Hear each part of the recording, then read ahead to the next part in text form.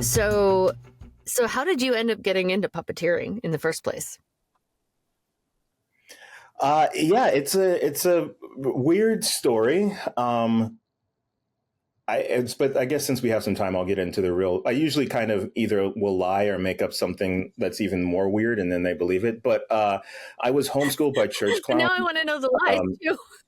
no, that's the truth. The lie is I usually say like I lost a bet or something like that. But yeah, no, my parents were clowns.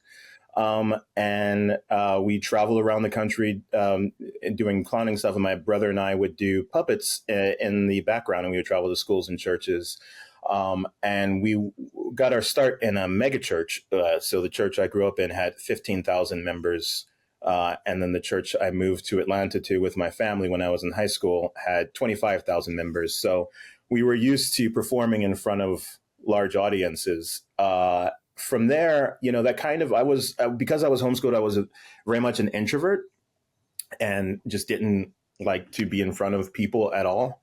I was a borderline agoraphobic. But then I started doing puppetry, and that kind of broke me out of my shell. And I was always a creative person, but it allowed me to have that creative outlet. And then when we moved to Atlanta, I got involved with the Center for Puppetry Arts, which is the country's largest puppetry theater and museum. They have the largest collection of Muppets and Jim Henson puppets anywhere in the world.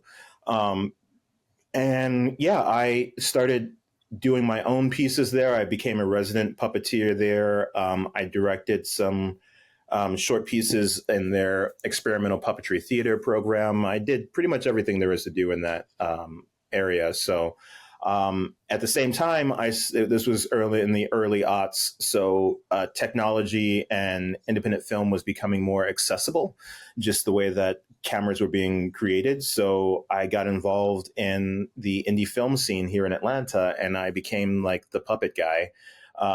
So all of my movies had some sort of creature effect or monster or a puppet in it, and that kind of set me apart from some of the other indie filmmakers at the time. So and then from there, I just kind of started building a brand and got an agent and started doing more work internationally as well. So.